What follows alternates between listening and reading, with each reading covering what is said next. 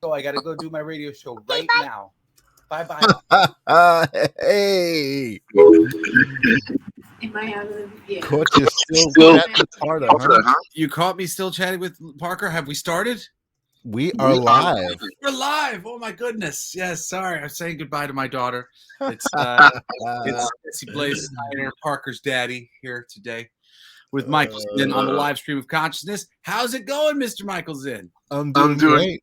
Welcome to the live stream. It is like so bright outside, and it's like coming in and creating this bright light behind me. So I'm gonna try to see if I can dim it in a second. But what's going on? How's your life? What's the latest and greatest this week? My life is great. I don't know why we're getting a big echo from your thing, I think, but now it seems to be all right. But life is going good. I'm making a transition from kind of having the two jobs, which I think that happened while I was doing the show. I split my employment between two jobs, and now I'm going full time at the studio because it's just so much more rewarding for me, and so many cool projects going on, and they need me there, so it's kind of cool. And life is going good. I wanted to actually take a second to express gratitude for the live stream of consciousness.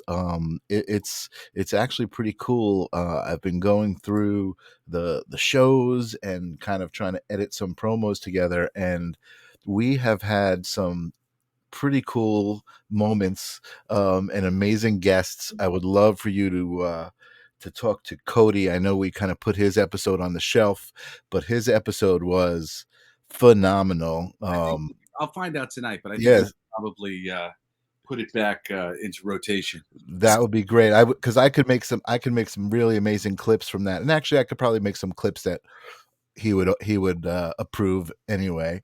But that was a great show, and I just wanted to say how grateful I was for you, man. I missed you, and like watching the show made me realize like how we kind of grew together as we were growing apart. You know, you were here for a while with me, and then you took off to the West Coast, and we still had this show to keep us connected. And you know, it was rough, and it's rough keeping it going, but we got something really cool here, and I'm really grateful for it. I'm grateful for all of the listeners, Angela and Ninja and Courtney and Taylor, and you know, everybody that comes back week after week and hangs with us. You know what I mean? It's a great thing. So I'm amazing. And how was your week? Awesome. You know, a typical Jesse week. Did a bunch of things that I did not expect to be doing. I had to sing a jingle for well, I can't spoil people's fun, but a commercial was doing a jingle. It was kind of funny. A friend of mine had me do a duet on "We're Not Going to Take It" with them for this project that they had, where they would do cover songs, and they submitted themselves for this jingle using the video of them doing "We're Not Going to Take It" with me. Oh, and that's hysterical. They basically got me the job. Yeah. That's awesome. They're like, oh yeah, here's a copy of me doing the song, and they're like, okay, who's this other guy? And it's like all alternate lyrics of "We're Not Going to Take It." Oh wow. Which is really was very funny, because like, you know, when you're doing, this is just a wonderful thing to chat about as we wait for. Let me know when Erin is backstage. By the way, she's here. By the way, she's right. Okay, great. She's ready to go. But a good little thing to talk about. You know, when it comes to speaking, you know, voice and vibration is so fundamental to this world that we're living in. Mm-hmm. And you know, the great example that is usually brought up is Nixon and JFK when they were debating during the presidential election, you know, the run up to the election where Nixon lost and JFK won. Mm-hmm. And people would say that Nixon said better things, but it was how JFK said the things that he said that connected with the audience. Energy. Yeah. And oftentimes I'll get complimented that I embody or make some of these cover songs my own.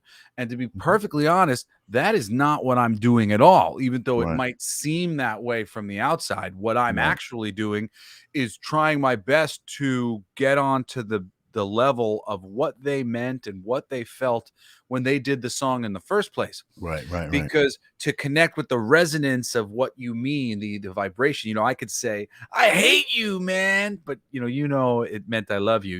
You can feel how people are meaning things. Sure. So Sure. to do a cover song of We're Not Gonna Take It, which is no, man, yeah, and they wanted to change it to basically it's like this slogan for this company where they're like, we got what you need. And I'm like, it's like, we're not gonna take it. We got what you need. I'm like, two very different Different energy. Yeah, energies. totally. So you have to like transform this song while singing it into this other thing. But a great reminder for everybody that to think a lot of things and to know what you mean. And, if you go out into the world and you think, I think great of everybody and I love everybody and I care about everybody, and you try to just remember that vibration, what that feels like when you speak to people, people will hear it in what There's you a lot speak. of power in that. Yeah. There's a lot of power in it. Yeah. So that was really cool doing that. Working on a bunch of printing because I've got that convention, the Northeast Comic Con.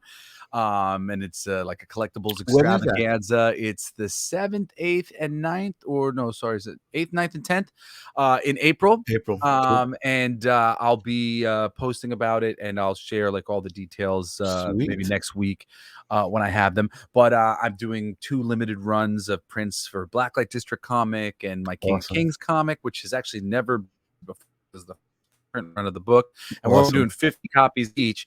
They asked me to come down and sign autographs, which normally speaking, like people, they sign $20 an autograph or whatever. And instead of that, we're printing comics that have little headshots on the back of the comics for me. So it'll be like one part Little headshot, souvenir edition. yeah, exactly. Cool. So something cool for everybody to get their hands on. And I had to print my big what do you call it? My backdrop, my sign. Right. So and design that, which is really cool. We're using the Blacklight District cover, and we got all these different comics that I've worked on, and it looks nice. Came out really nice. So gearing up for all that stuff, and writing, just doing a lot of writing right now, and a lot of auditioning. Excellent. I had to audition for some stuff today, but yeah, but life is what's the word?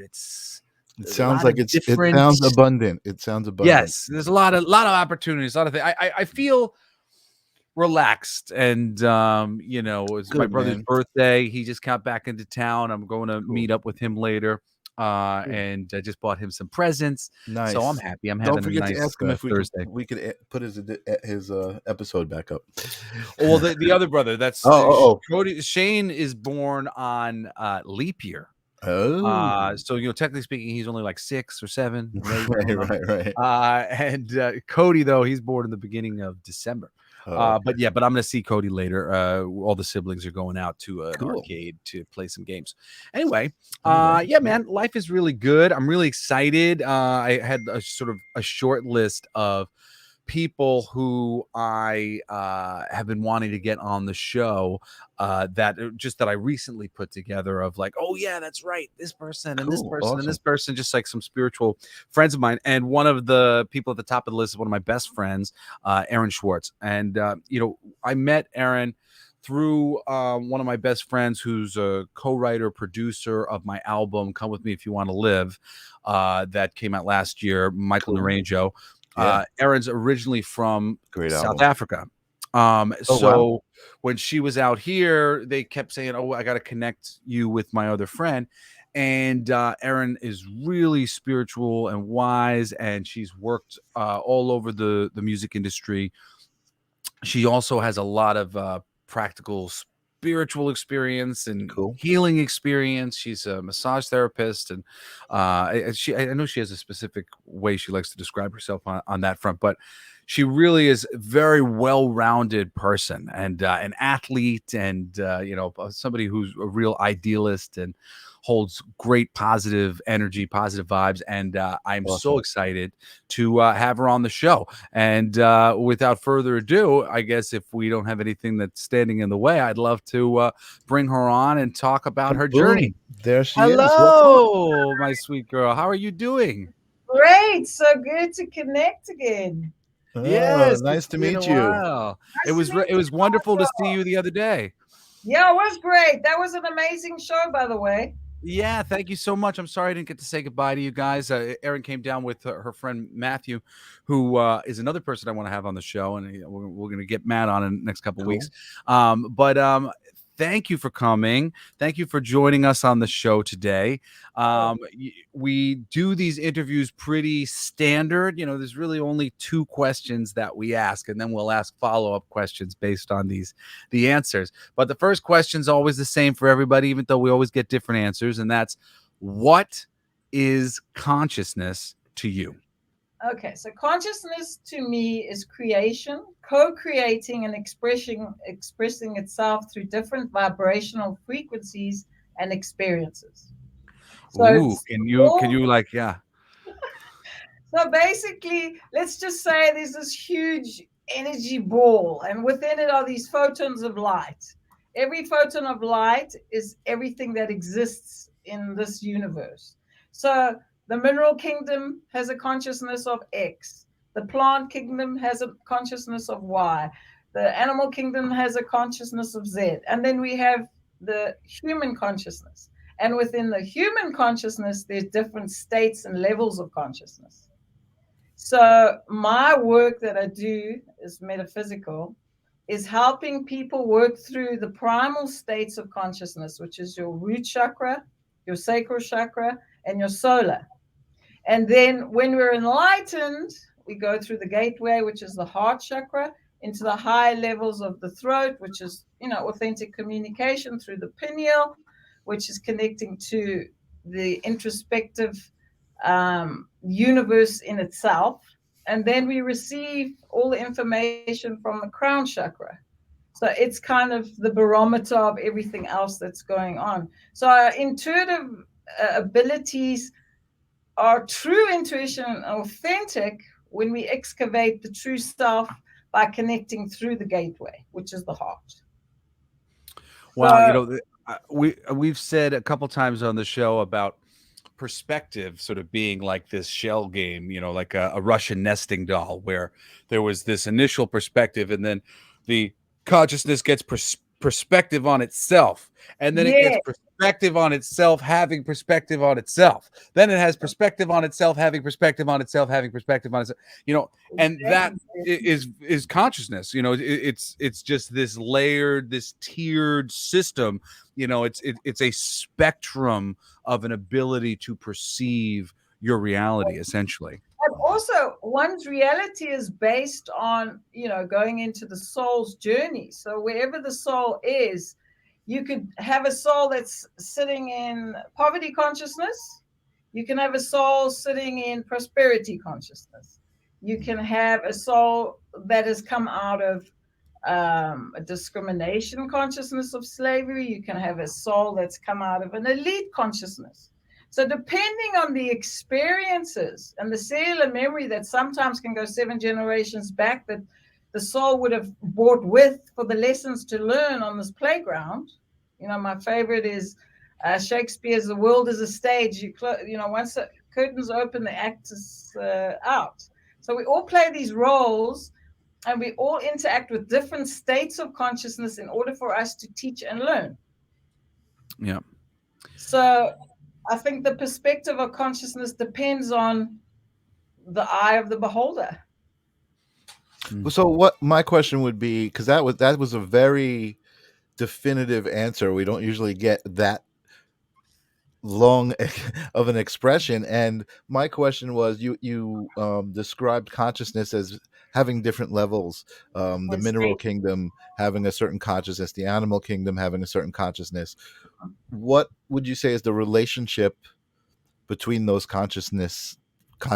Well, I think this is my personal understanding, is that I feel that our soul evolves.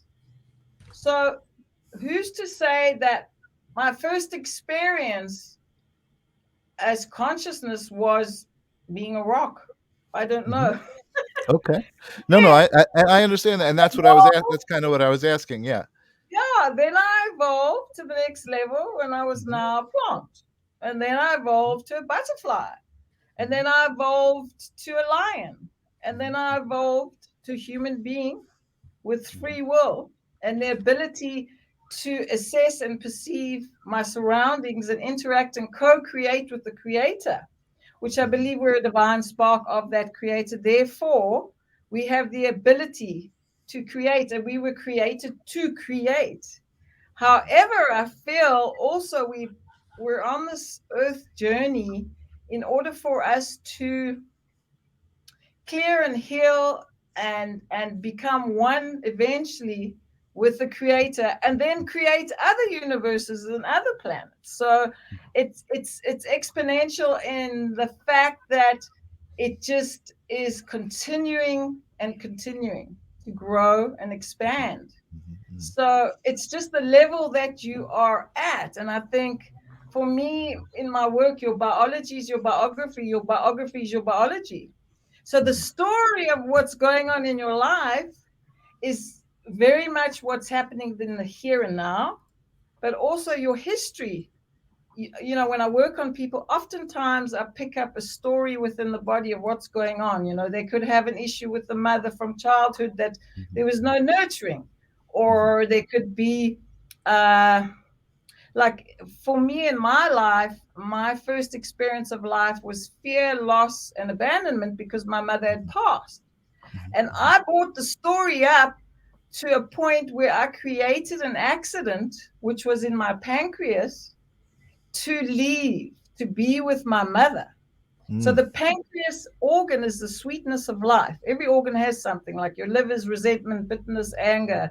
Your lungs are not having the breath of life. Every organ has a story, and then it's the whole. Mhm. So for me, life is so interesting in that everybody has a story, and it just depends on the narrative. And we have the ability, by diving deep into the core, to find that treasure of how do we heal that story, whether it's 7 generations back Right. or this lifetime.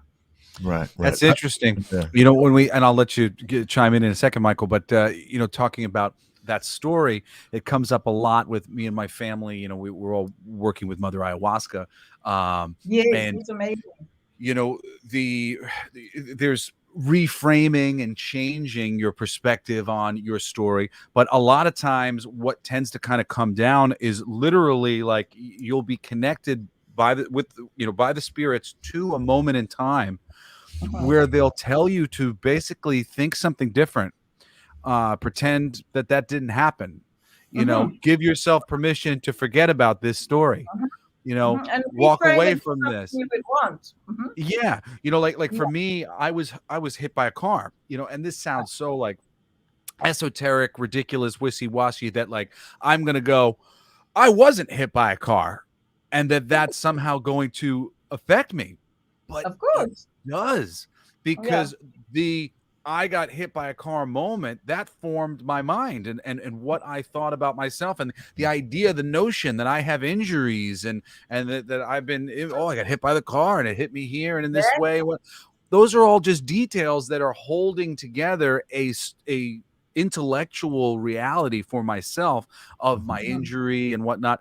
So often you'll be brought through. They also do this in like sort of a deep meditation or past life regression kind of stuff, where you'll go into the thing and try to go visit with your younger self and go, it's okay, I'm not afraid Right. anymore. Fix Or something that happened. Right. Right. yeah, or I take back that wish. I wish that I couldn't see all the ghosts because it was scaring me. I wish I Mhm. didn't say that anymore. I love the ghosts. I'm at peace with the ghosts. Mhm. And this is how many people have had breakthroughs to all of a sudden open up or Absolutely. heal in Yeah, that an was a good instant. example. Yeah, because they're like, Thank you. I made a choice at this time, but now I'm ready to make a new choice. So that's Right. really interesting to me. What were you going to say, Michael, before I continue with our interview of Miss Eiran Swart? No. I'm really interested in everything she's saying, and everything you're saying, Aaron. And I just popped up the website that you're a part of, so people know where to find them, more information about you and what you're involved with and what you're doing. So So let me tell I you a just want to cool hear thing more. about Yeah, Eiran. yeah. Yeah, Tell let me me. tell you a cool thing about Eiran, and that'll lead into a question. But What about I you, always, Jesse? well, I just always love this about you is you're a patriot. You know, you're from South Africa. You're living in America, but you know, if you talk to you about where you come from, you have so much great love for for South People. Africa and for the people that live there, even though there's a lot of turmoil. There's a lot of Mhm. there's a lot of trouble going down, especially within society, between different classes and between different races, and a lot of different groups of people are all hobbled together in one area. And there's a lot of I don't know what you want to what you want to call it, but unrest, civil unrest. And I've seen you pine for a better day. You love where you come from, and you want to see it grow past the shackles that have held it back up until this time. Um, Absolutely. I want to know where were you on your journey, and what was that journey moving away from where you live and a place that you love. You didn't really want to get out of there. I know that Yeah. athletics was a part of getting you over to America, but where were you in your journey when you started to become more conscious? Or did you just wake up and you've been since you were a little girl, have you been this conscious person? Or did you No, get to a not certain point in time? No, not at all. Getting back to the pancreas accident. Prior to that, I was, I would say, very high vibrational child that my family had a hard time kind of managing. And after the accident, I became a lot more submissive. How You old were know, you? 5. 5. Oh, wow. 5. So 5 years old, you had that accident. Yeah, and I just had a different perspective of life from that age. My dad saw that I had all this energy, and he put me on the tennis court, and my whole life I was a tennis player all of my life. But I had a lot of, in retrospect, a lot of issues that had come down the family lineage, and then the guilt and the shame issues I carried from the loss of my mom, because she died of childbirth, and then having my She dad go died when she was giving birth to you. 3 months after.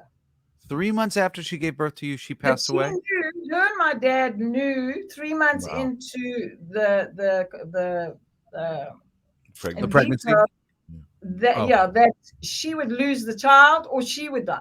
So she Wow. Oh, knew. wow. They would the Wow. gynecologist said either you or her make the That's choice. crazy. Yeah. Wow. Wow. That's So so tough for in you. retrospect, I knew that there was a bigger mission for me, for her to have been the one to let go and say, okay, you carry on the journey. Right. Wow. Many spiritual people say she left her soul with me to journey with me, which sometimes I feel is true, because Mhm. there was never, like, I felt the presence of spirit around me, but there's never been that feeling of spirit. So it could be that, I'm not sure. But so my life was focused on tennis. I was playing adult tennis at 9 years old. I left school at 14. I traveled to Europe. I played the European circuit. My whole life was tennis, tennis, tennis, and I hadn't learned much about anything spiritual, but I knew there was something more always. And when I moved I got a scholarship at Wichita State in Kansas. There was a yoga teacher that approached me and said, "You give me yoga lessons, and I'll give you yoga lessons, and you give me tennis lessons." Right. I was Barter. Yeah. like, "Gosh, okay, whatever." I wasn't okay. And this was the introduction to a guru called Paramahansa Yoganandi. Hmm. So this was my start on the path. And she started doing meditation with me, and she started doing yoga with me. And this opened me up. And then the coach would have different therapists come in and help us with, clearing stuck energy systems and things like that. So I really kind of got it into it there, but not fully. I still How old were graduated you now? This is like college? 21. 21. Okay. Yeah. So I graduated from college and then I moved back home to South Africa. And my dad fell ill. And one of my friends had just finished a Reiki course, and she said, "Why don't you come and take this course with me? And you can see if you can help your dad." So I did. But my dad was gravely ill, and I actually helped him with this Reiki to pass over. So that was quite an amazing, yeah, that was a very intense experience. And after that, my degree was in communications prior to that. After that, I managed a few bands. I worked with a lot of the people in the music industry.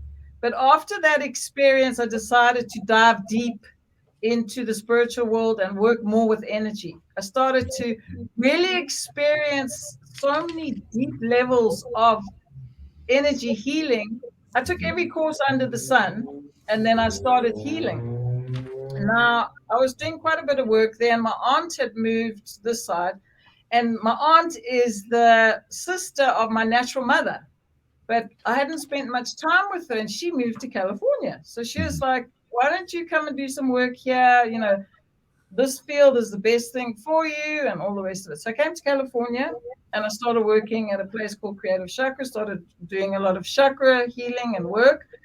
And basically, I just learned to fuse together and integrate various different modalities of healing as I worked with people, because I started to feel all these different energy systems, and stories would come up and I'd get visions, and I was like, okay, I was downloading without knowing. I was downloading a lot of healing, and sometimes I'd get a message from someone, or I'd say, "Does this mean anything to you?" Or "I saw this, or I saw that." Or sometimes it can be something like the totem animals would come through, like a big bear would come through, and you'd be holding like a treasure chest or something, giving it to my client. And I was like, well, this came through, or someone would be dancing, or whatever messages. So I started to fuse like access consciousness, which works with the cellular memory of 7 generations back, where you work with DNA. Then I would integrate body metamorphosis, and that would integrate also all the different meridians and energy systems. So this is how I basically evolved through my healing. And then I started doing workshops where I teach people basic, what does energy feel like? What is energy? Then we would do like breath work, which is so, so important. And then I did, Jesse, I saw you did Qigong. I did learn some Qigong and used the resonant sounds of Qigong and tuning the different chakras with the different notes. Sound and vibration for me are huge when it comes to shifting energy. So through my workshops, I also learned a lot from brain education, where you clear through the solar plexus excess energy, where you bring water up and fire down. So I've learned so many different techniques, and I now just integrate them. And I've recently finished a book called Soul Kit, which I wrote, which helps the basic person wanting to seek spirituality and understand how to manage stress and understand energy within this little DIY book. So that's kind of my future, is wanting to allow and let people realize that they are their own healers. Sure. Yeah. That's so important. Yeah. Yeah. Is that, we all have the ability to heal. It's just tapping in. And that's part of consciousness, Right. The 3 primal states, which are your root, sacral, and your solar plexus, are the lessons.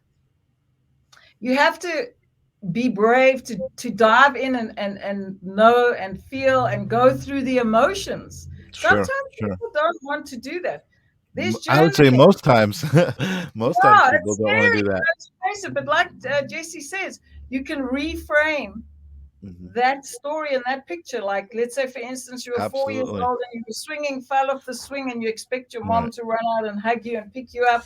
Meanwhile, she starts shouting and screaming, and that wasn't what so you start holding energy patterns. Right. And I kind of see that throughout, society, is that a Absolutely. lot of people wear masks.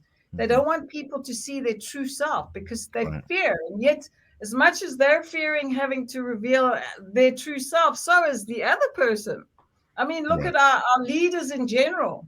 The level of self-importance and the fear of, well, if I don't act first, then someone else will. The power and the fear struggle going on. Right. Yeah. Yeah, and So, most of the time that's being disguised too. Like I realized for myself that I had a lot of fear that I wasn't admitting to, and I realized that a lot of it was because, like, on some level, I guess we're taught, or it's true or not, that, like, you're supposed to be strong for your mother, right? Like your dad will be strong. You got to be strong for your mother. So there's this notion just inherent in be strong for someone else, that if right. you were to be weak, that would make them weak or weaker. That, like, if you don't stay strong, the other people around you are going to fall apart. And I realized that a lot of, like, me kind of keeping some of my own fears to myself was that I didn't want to poison my family. I didn't want my mom to be afraid because I was afraid. If she knew I was afraid, would that make her afraid? If my brother, my little brother, knew that I was afraid, how would that make him feel? Right. It's interesting. There's a couple things I wanted to ask you. We have Angela's asking a question. Do you Oh, sure. do you ever feel energetic surges with weather change? Oh, for sure. It's a good The question.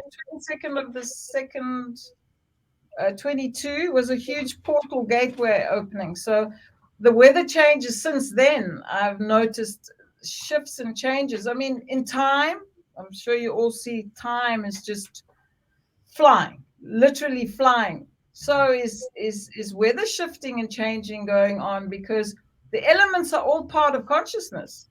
So the fire, the water, the earth, the words, and the metal, they're all integrated into consciousness. Everything is all one, like the universal law of all is one.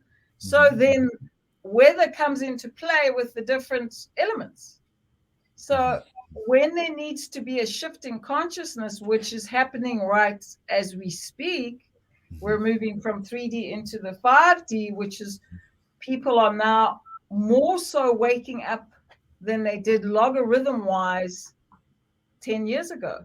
Right. Because the earth is shifting to her higher evolutionary path, and her inhabitants need to come along. Right. And Right. raise Right. that vibration and raise that frequency. So everything is about raising consciousness. So all weather patterns and time, everything is shifting faster and changing faster. The poles are moving. So for me, this shift in consciousness is very exciting. If you just look at what's happening in the world with Ukraine and Russia, everybody's getting on board to say, we're not going to take this. And that's So to it. speak, right? I've got to a point where enough is enough. So the bottom's going to fall out somewhere. I was going to say, thankfully, there's a spiritual community, the people like you that we love to have on the show, and people that we know, that we hang out with, that aren't just caught up in the conversation about, oh my God, World War III is coming, and living in that fear, and knowing this shift is happening, and kind of really excited, and knowing that at the other side of this, even though it may get bumpy, that on the other side it's bright, it's the light, it's Yeah, I was proud to see. It seemed like we were getting railroaded into World War III, and I didn't see enough dissenting voices.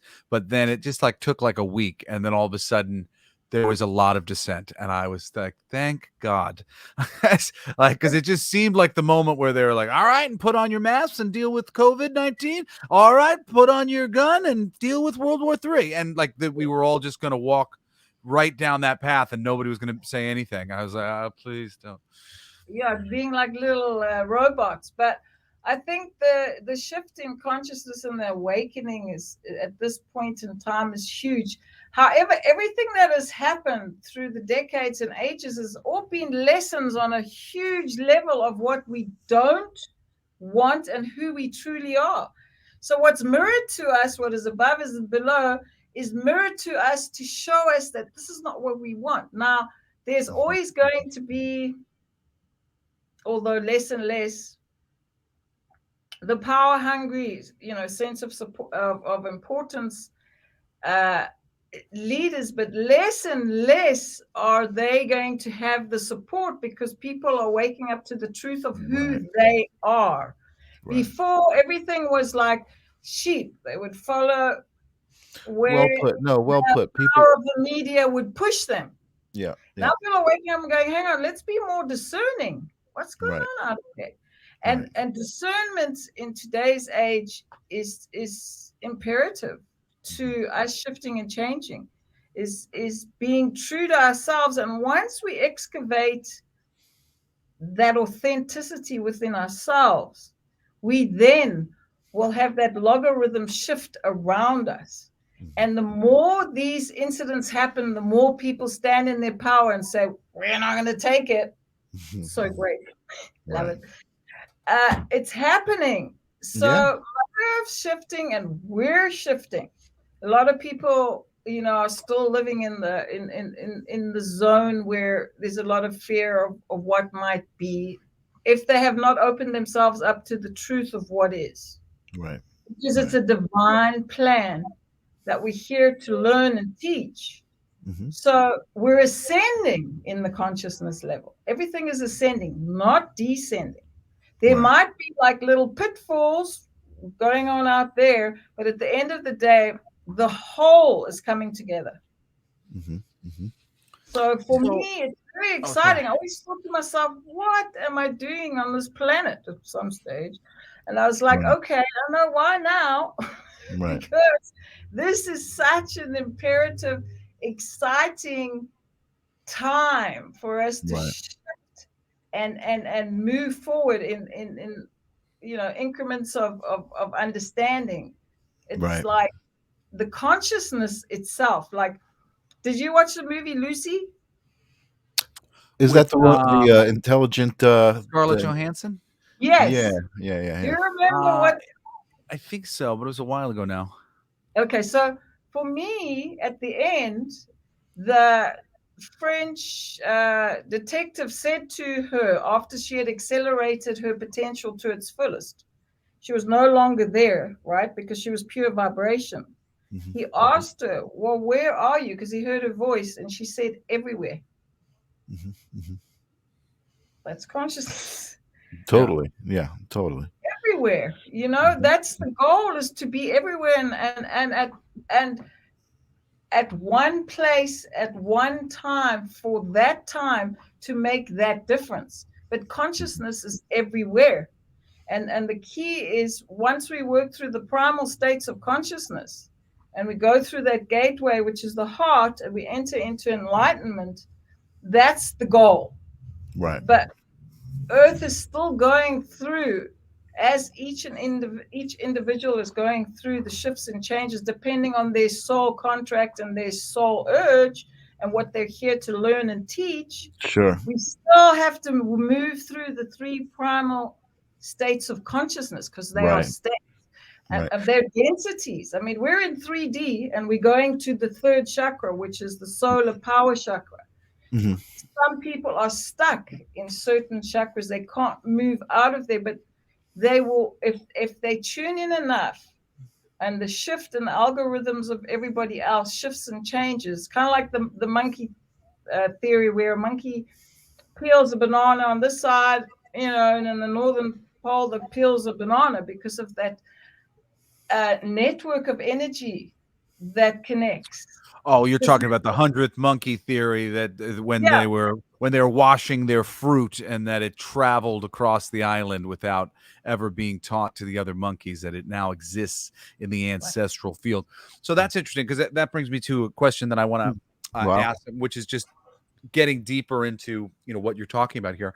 My girlfriend Julie she's really had a little bit of a crash course in spirituality since getting connected with me, even though she always definitely had a little bit of that going on.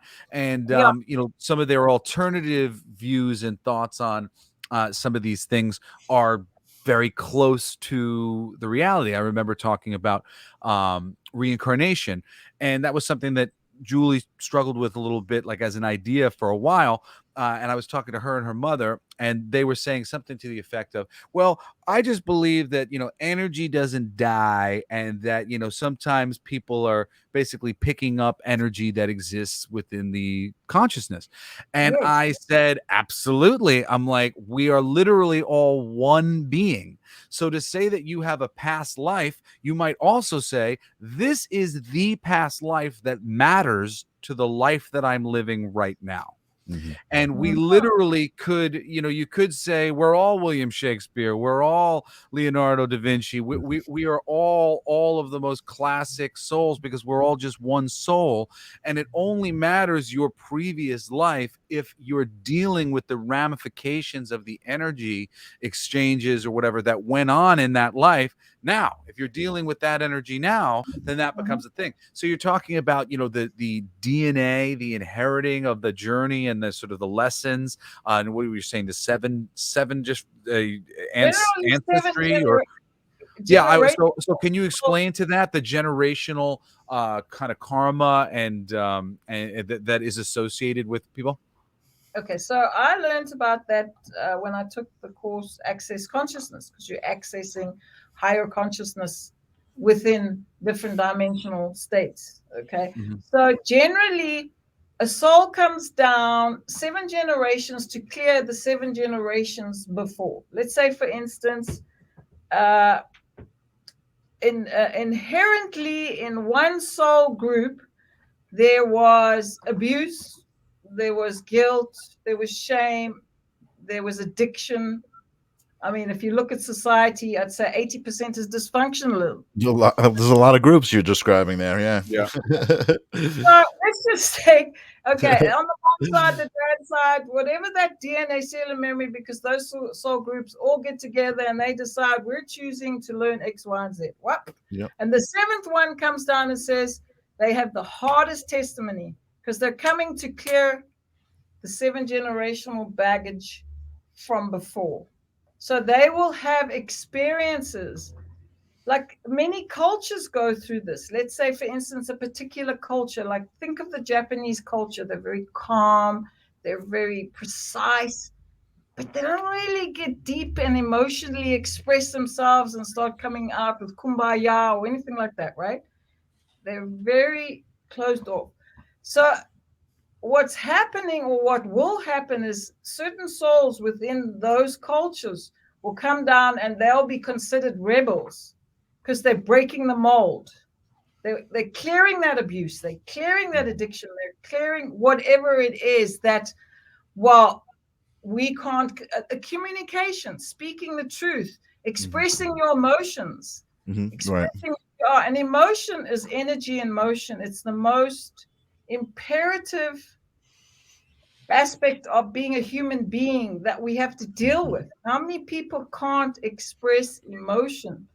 And I love what you just said. That little just tidbit of information, that emotion is energy in motion, and that's really the essence of being a human being. That's if you could just understand that, encapsulate that concept right there, that's beautiful. Yeah.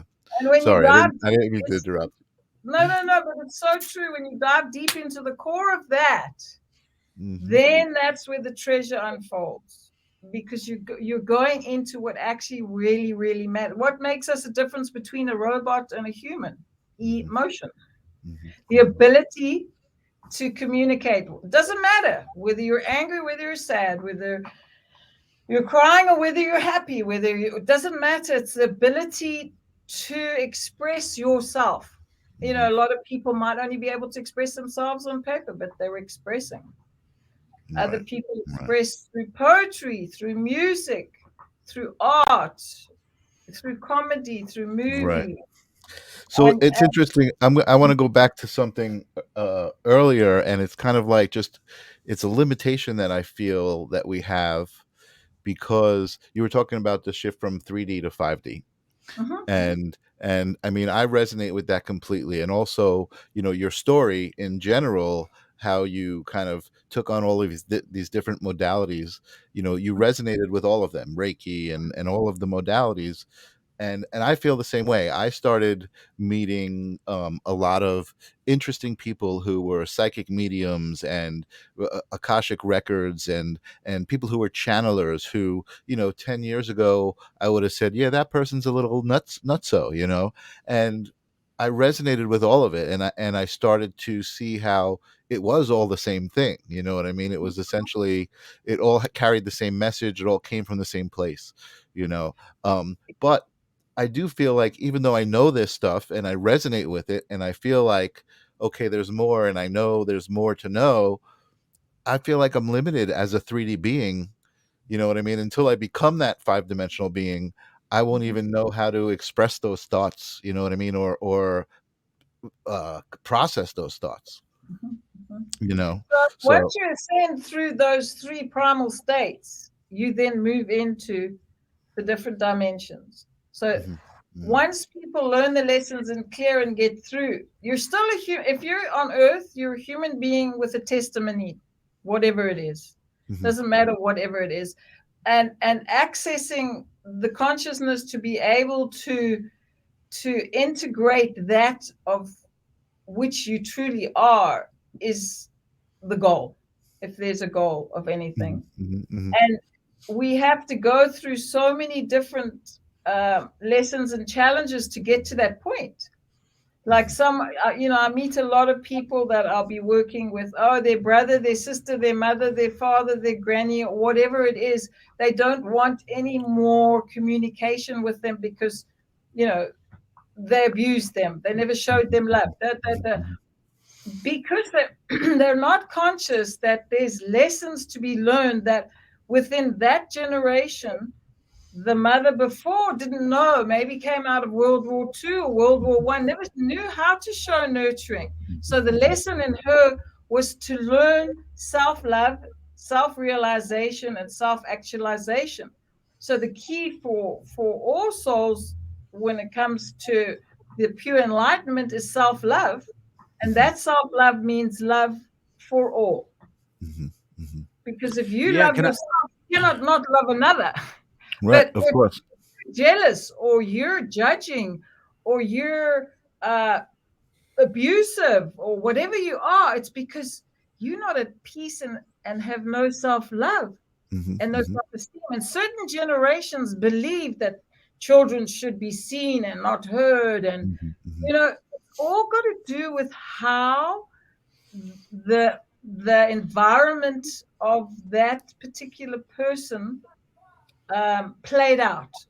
But mhm, if we keep going back to like the world is a stage and we're in a story, you have the ability to shift and change that story at any time. But the connection to source is paramount. mhm. If we have a disconnected, dysfunctional society, finished. Doesn't matter Right. what country you go into. And Mhm, they never teach any of this in schools. It's mhm. always left up to the mom, or Right. these kids learn it through their What I friends. was But gonna say, we kind of do have a dysfunctional society at this point. It seems, outside of this conversation and conversations like it, you look at what's going on out there, and it does seem dysfunctional. Now this is an odd question. I don't mean to like point this or lead the conversation.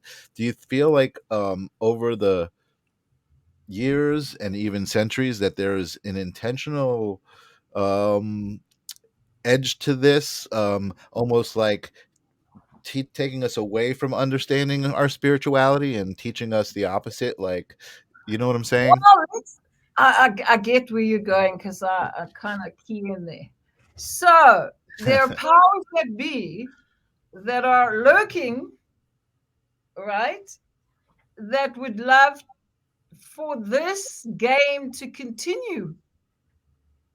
And it's up to us to keep the trump card and know more and better. So the more we wake up, the more we will be able to shine our light so bright that we will blind them into oblivion. That is the hope. But remember that we're here to remember. We're all not remembering for a reason, Right. because we need to remember who we truly are. Right. And all these situations are to teach us. Everyone, whether you're a villain or you're the protagonist, whoever you are, if you go into archetypes, we're here to teach each other what is right and what is wrong.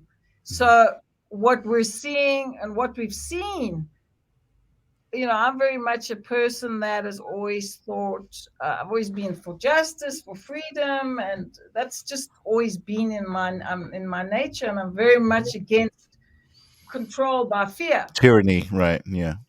And what's happened and still is happening is that is happening. But people are slowly but surely seeing it for what it is. Yeah, for sure. That's part of the divine plan to wake us up to realize who we truly are. If we never had the scenario of the system busters or the system suppressors, oppressors, racists, whatever, we wouldn't know anything different to compare what we really and who we really truly are.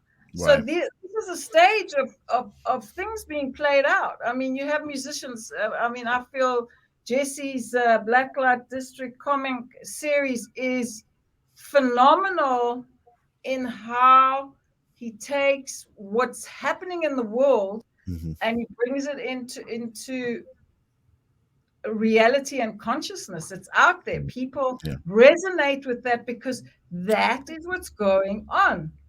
Right. We point it out, but if it wasn't there, we wouldn't have it to be able. We wouldn't have the story to be told. Right. Kind of like history. So I feel in terms of levels of consciousness, we're ascending in levels of consciousness as we speak. Because since what happened with Princess Di, that's almost where I feel like a lot of shift and change took place, because globally everyone, felt that pain and got involved. And I just feel that it's continued since then, where everybody's starting to understand the connection between one another, especially in this very moment, that this last couple of weeks. I mean, yes, it's like Jesse was saying, it took a minute or two, but finally everybody stood up and said, hey, wait a second. I never noticed that connection with Princess Di as being a connector across borders, in that she was somebody that people from all across the world could see goodness in.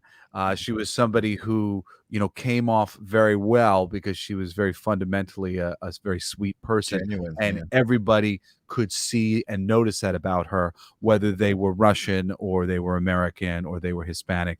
Everybody liked Princess Di. Right. And it is amazing, how little representatives there are in the world that are like that are in some, in a position to sort of humanize the representatives of every country, because we tend to, the representatives of the country, I think they tend to dehumanize us all the time, turning us into like sort of these myopic fools of like, America's this or that. Like, nobody should be able to define anybody so simply as to just be like, this is the one note that makes that person a person. It's when you see somebody as being human and caring and loving that you're not so quick to retaliate or wish vengeance upon them or go to war with them or whatnot. That's really I've been seeing incredible. I've been seeing that so much in the past couple of weeks, and even this show kind of brought me to that whole idea of connecting with people. We have these conversations and we connect with people, and it's amazing. But in the last couple of weeks, I've realized not only how much I'm enjoying connecting with new people and hearing their story and getting to know who they are, but how much I'm feeling myself grow through it, and the collective, kind Mhm. of expand. It's like we've absorbed each other's being, into each Well, other. that's the key, is the collective consciousness shift. But Mhm, it's up to the individual to dive deep enough to be able mhm. to excavate that so that it has that logarithm effect. Because you've got Right, right. communities now coming together that are wanting, they're looking at systems and going, they don't work. They're Mhm. not working. We Right. need to change what's going on. And people Big need to time. take masks off and just be who they are and realize that we're all here for the same purpose. Yeah. It's interesting, when we come into this world, nobody comes into this world and there's a blank slate. There's no old people around. There's always old people around. You come in, you're young, you have the youngest perspective.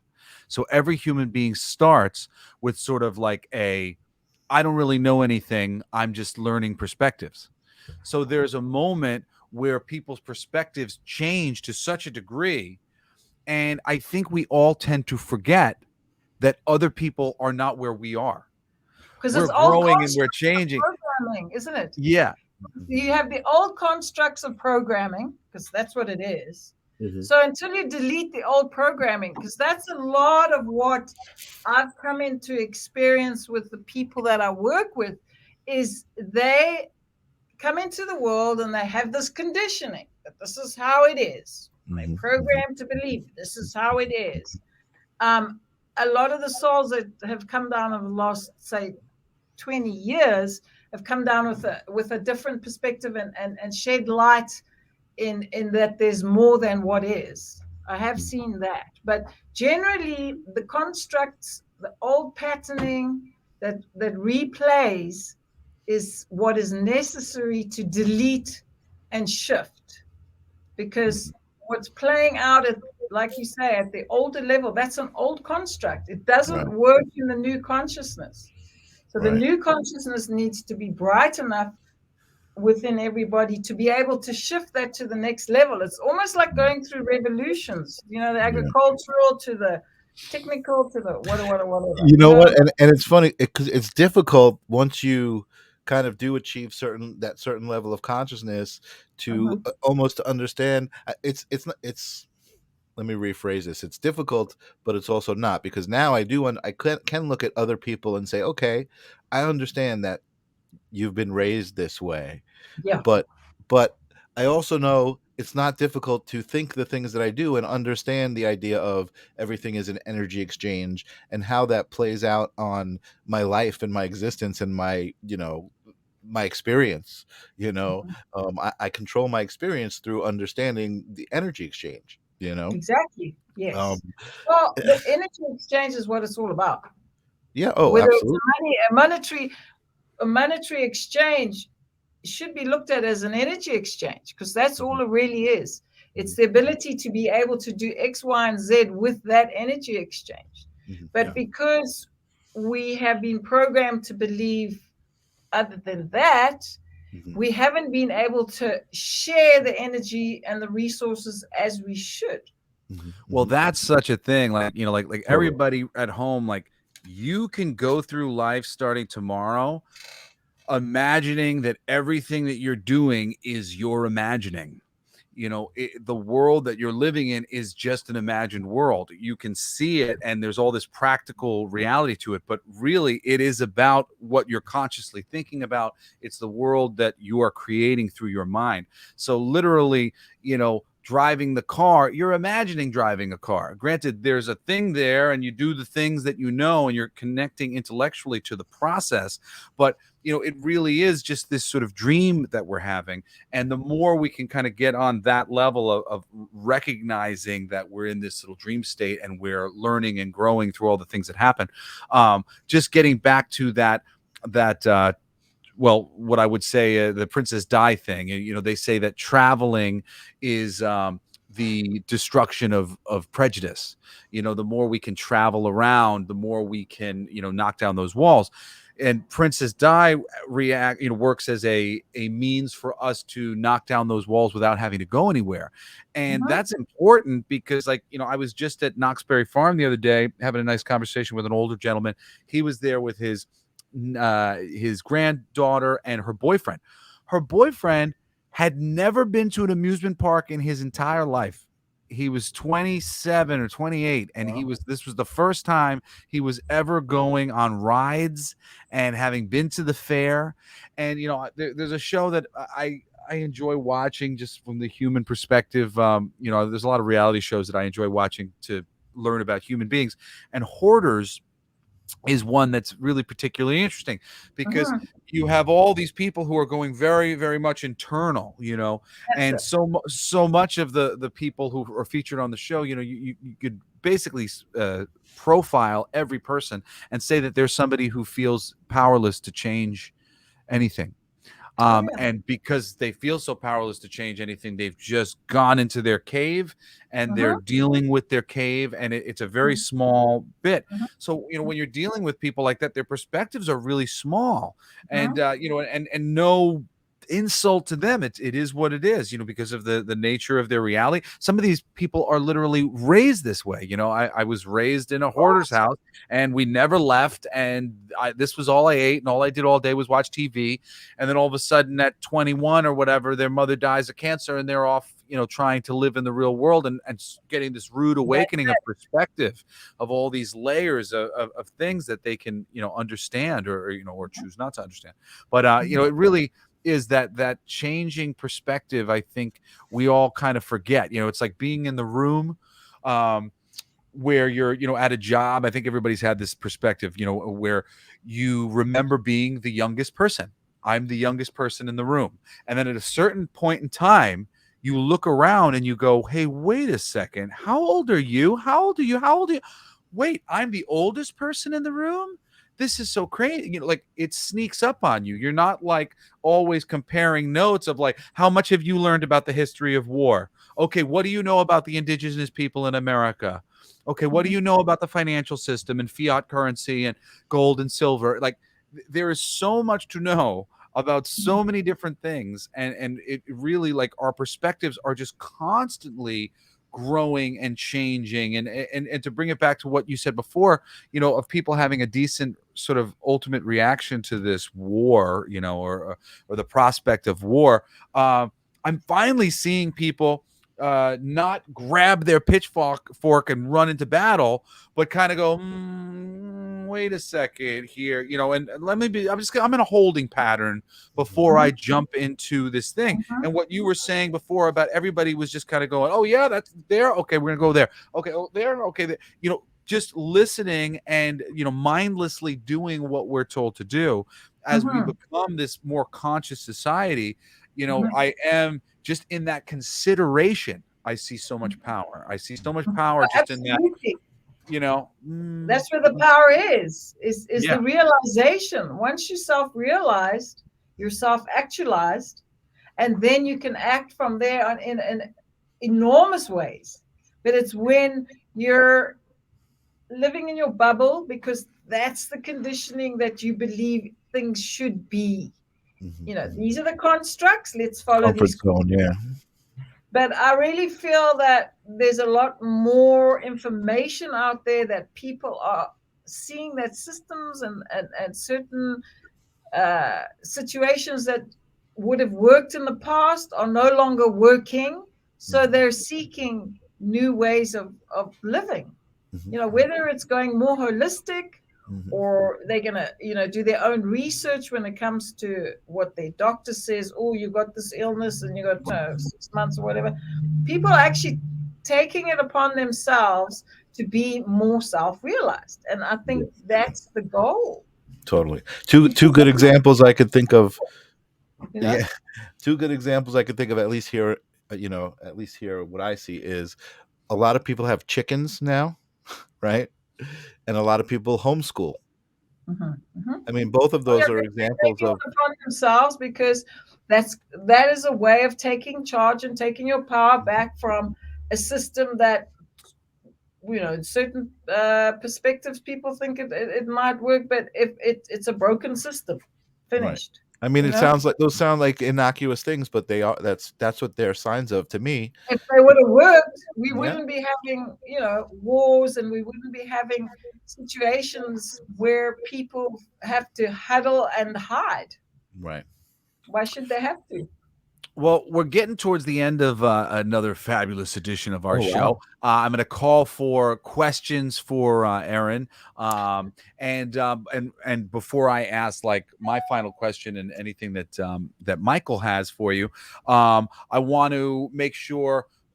Where can people find you? Is it this website? Like, can people sign up for the thing? I know you have a book coming out. I want people to be able to locate you. What's the best thing to tell people to do? Probably my email is best. That is where I am a resident wellness and health therapist. But at Eiran Swart, my name at yahoo.com is the easiest to, if you want to ask questions, or you want to find out more information about the book, which should come out in a couple of months' time. Okay, cool. Oh, Are that's you? what I was going to ask. Where is it? I didn't realize the book. I thought it was available already, so it's about to come out. It's about to No, come out. it's Awesome. in editing. I've got my friend helping me edit it, Awesome. and Exciting. We will have you come back on the show, or you could just tell us when it's coming out, and we'll tell everybody that it's out, and we'll that's post a link when perfect. time No, comes out. it's very introductory, because I want everyone to be able to realize that they don't need to look anywhere else but within to find that gem. You can do it So We I say have that all the time. a final question for Eiran, but do you have one, and do we have any in the No, chat that we Eiran, should? you are wonderful. All of the information and your energy and everything that you're saying totally resonates. And thank you so much for being here. I'm excited about your book, and definitely would love to have you come back when your book comes out. We can actually hold it up and talk about it. Thank you. And I just wanted to say these two things that I feel no one can go wrong in this dimension we're in at the moment is, if you're in line with your conscience and your intention is good, those are the two things that you could live your life and steer your way. You can't go wrong. Great advice. Great advice. Yes, I agree. Michael, do you have a final question? Because I have one. Go for it. Okay, so I want to know, what is the best individual story or general story from your time working with your father using Reiki before he passed on? You said that you helped him transition, and I got to imagine you really brought some closeness together, from your energy field and his energy field. And did you have any crazy experiences like when he passed on, and communications from him? Or Yes, I love creepy, question. magic-y, spiritual love it. stories. So lay on us whatever you got.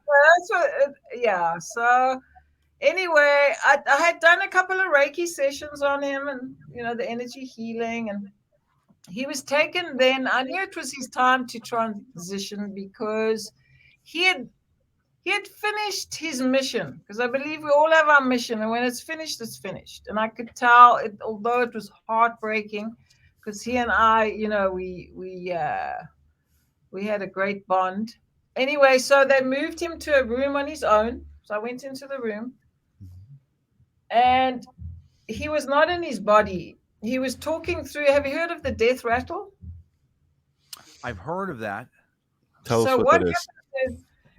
The soul is above the body, but is communicating through the chest. So it sounds like a rattle when they talk. Oh, wow. So he had basically said he wanted my permission to leave, and was it okay to go, and that he was already out of the body. So he said pretty much what the movie Lucy said, I'm going to be with you anywhere and everywhere you go. And I said, I give you full permission to leave, and I love you and all the rest of it. And basically the rattle just subsided, and there was just, he looked like 20 years younger when he had left the body. The body Wow. just goes back to almost. I almost feel like he went to. They say that, but he looked like he went to like an age 33, and he was 58, Wow. Oh, wow. and there was just an absolute peace. There was pain and peace together. The duality of life. There was pain and peace. And what I felt was exactly that. It was pain and peace, but at the same time, there was a presence of an energy around, for sure. It was like a hum. You know that hum of Mhm. energy, like Yeah. Yeah. felt like this hum was around in the room, and it was intense, but it was beautiful. Yeah. Yeah. It's interesting that was your story because my father passed in 2010, and I was there in the room, and almost everything you've described, with even the rattle, you know, uh, it was very, very, very spiritual experience, to be there at that moment and almost walk him out, you know what I mean, and say it's okay, It's okay. um, That's but what the spirit often wants when they close. They ask for your permission. It's like, I don't want yeah, to leave you, but no, my no, mission but is pretty much finished. I need to go to my next yeah, level. yeah, yeah, and it's such a spiritual experience. But besides you telling the story and my memory of my father, another friend of mine, his wife's father passed, and he told me the exact same story. You know what I Mhm. mean? He was in the room. He saw the soul leave the body. It was that it is such a beautiful moment if that's how it happens. You know what I mean? It's a blessed thing. To follow up on that, granted, you're working with your dad and Reiki. I'm sure initially you were hoping that, maybe this is something that could heal him or help I him actually, on whatever level. I was doing it so that he wouldn't. Obviously, I was doing this because I wanted to hold on to him. But when he explained to me that his mission was over, there was nothing more to do. Hmm. It was like I was wanting to hold, but I don't know what had come over me, but I just kind of said, it's okay, you can go. It Mhm. wasn't really if I'm in my body is here on earth because I missed him and miss him, but in that moment you're in a totally different energy pattern. It's not the same as if we're conversing. It was just the pattern of energy was so different. I was different because when I came out of there, then the emotion just basically just was like a waterfall. But in the Yeah, moment, it was acceptable. yeah, yeah, yeah. Absolutely. Does that make sense? Yeah, Like, Yeah, yeah, yeah. yeah. so Absolutely, a million percent. you go from like this elevated being to a human being. That's how I can kind of, you know, Mm. as a human being, it's hard to accept, but as an elevated spiritual being, it is. Right, That was right. the contrast. But I, Yeah. I knew that the liver was failing, so mine was for the transition to Hmm. be easier. Yeah, yeah. As much as I would thought I could do this miraculous work, what Right. the intent of the soul is, because that's why the power is within each individual. It's your intent for your life. And I can't intend for you to do Right. X. It's your intention. I Yeah. can provide you with the access to all information, whether it's invasive or it's non-invasive in terms of the therapy and the healing. And I always say that, but it's up to you. Right. You hand it over because even though we won, we have a soul urge and expression that is individual, Hmm. which Absolutely. makes it a whole. Otherwise, we wouldn't have this grand universe. It's every it's We just have Angela saying, "Aaron, you are such a beautiful soul." I don't know if you were able to read the thank comments you. as we I were putting agree. them up, but there were comments coming up on the screen. I was hoping that you could read them, but Well, our we will viewers ask definitely love you. all of our viewers and listeners to go visit Aaron at casaananda.org, and we'll let you guys know when her Yeah, book is out in a couple months.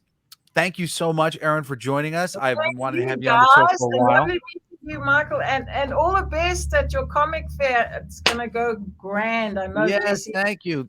Can't Things wait. are When are going you very well. when's your next gig? I can't wait to come. April 1st. Where? April 1st in Hermosa Beach, I think. I'll get you You'll the send- information. We're working on a little poster right now. I'll send it to you. Oh, I wanted to tell you that I've got Berserk was asking about you and would love to do a collaboration at some time. Oh, all right. I'm in. Dwayne. Well, thank Yeah. you so much for coming on the you. show, Eiran. We appreciate it. Thank you, Just guys. hang out. We're gonna just close the show, but hang out for a second so we can talk to you before we go. But thank you guys all for joining us on another fabulous edition of the live stream of Totally. That consciousness. was We appreciate amazing. Yeah, you being here. Thank you to Eiran for coming down. thanks for We've got inviting more her. That was great wonderful. guests coming. Yeah, I knew you would like Eiran. I've been wanting to Yeah. introduce the two of you. Anyway, we love you all. We will see you next week on another fabulous episode. Peace. Peace.